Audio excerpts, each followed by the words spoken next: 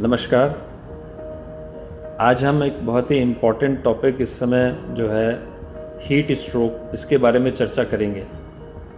Heat stroke या common language में जो हम बोलते हैं लू लग जाना, आप लोगों ने काफ़ी सुना होगा इसके बारे में।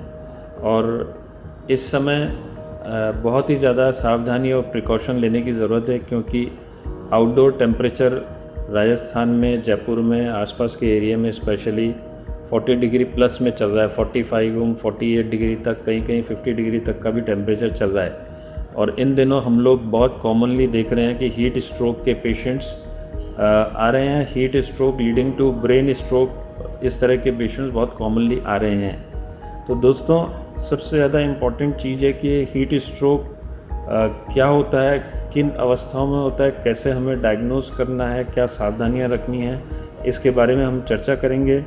आम तौर पे यदि हम बहुत ज़्यादा बाहर सनलाइट में घूम रहे हैं, बॉडी टेम्परेचर हमारा 104 डिग्री से ऊपर चला जाता है, या कोई heavy physical exercise, physical work हम लोग जो हॉट टेम्परेचर में कर रहे हैं, तो इनके कारण से हीट स्ट्रोक होने की संभावना काफ़ी ज़्यादा होती है।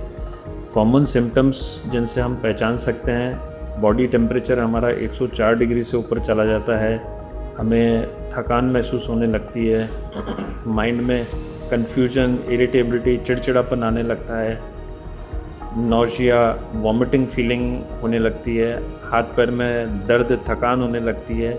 ये कॉमन सिम्टम्स हैं।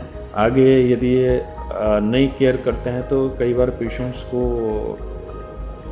अनकॉन्शियसनेस, बेहोशी या कोमा में भी चला जाता है, पैरालिटिक अटैक भी आ जाते हैं। अदर वाइटल ऑर्गन्स जो हैं, किडनी में, हार्ट में भी डैमेज हो सकता है, पेशेंट को यूरिन आना बंद हो जाता है, मसल्स डैमेज हो जाती हैं। हीट स्ट्रोक के कारण ब्रेन अटैक भी आ सकता है। कॉमनली जो इसके कारण रहते हैं, बहुत हाई बॉडी टेम्परेचर की वजह से जो थर्मो रेगुलेटरी मैकेनिज़्म होती है वो अफेक्ट हो जाती है। जो बॉडी का कूल डाउन प्रोसेस होता है वो डिस्टर्ब हो जाता है। डायरेक्टली ब्लड वेसल को डैमेज कर सकता है। हाई टेम्परेचर की वजह से वेसल वॉल डैमेज हो जाती है, जो उसकी परमिएबिलिटी को इंक्रीज़ करता है और इन्फ्लामेशन होकर के ब्लड में क्लॉट्स बनने की पॉसिबिलिटी होती है। थर्मो रेगुलेटरी मैकेनिज़्म डिस्टर्ब होने से, हाई टेम्परेचर होने से जो बॉडी है होती है वो अपना ब्लड को स्किन की तरफ ज़्यादा डाइवर्ट करती है ताकि वो टेम्परेचर को कंट्रोल कर सके। तो उसकी वजह से जो मेन वाइटल ऑर्गन्स होते हैं इंक्लूडिंग ब्रेन, वहाँ पे ब्लड वॉल्यूम कम हो जाता है, जो कि आगे थ्रोम्बस फॉर्मेशन का कारण होता है। ऑक्सीडेटिव स्ट्रेस बॉडी में होती है, तो ये सब मिलकर के ब्रेन में, वेसल्स में क्लॉट फॉर्मेशन करते हैं और पैरालिटिक अटैक आ जाता है। और सीवियर केसेस में ब्रेन हैमरेज भी हो सकता है, जो कि कई बार लाइफ थ्रेटनिंग भी होता है। तो ये हमें ध्यान रखने की ज़रूरत है। तो ये बहुत ही सीरियस प्रॉब्लम है जिसका हमें समय रहते उपाय करना ज़रूरी है।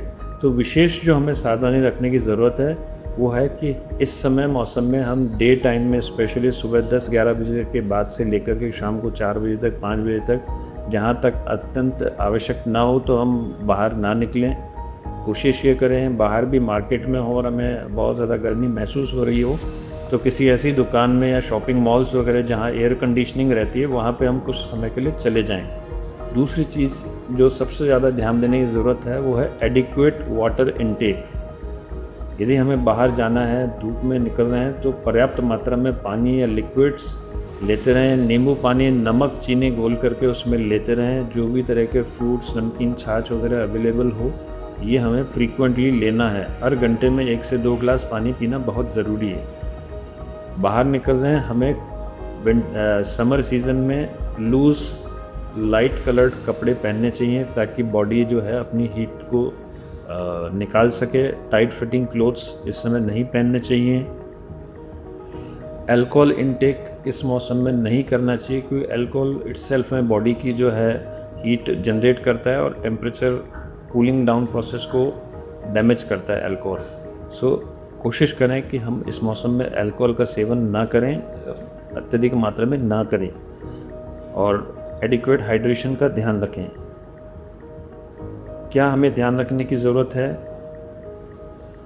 एयर कंडीशनिंग में रहें, एडिक्वेट पानी पिएं, धूप में ना निकलें, हैवी फिज़िकल एक्सरसाइज इस समय ना करें।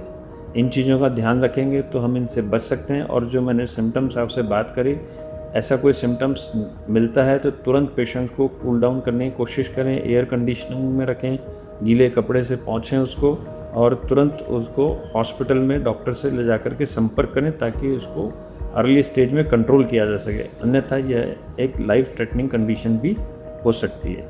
Thank you.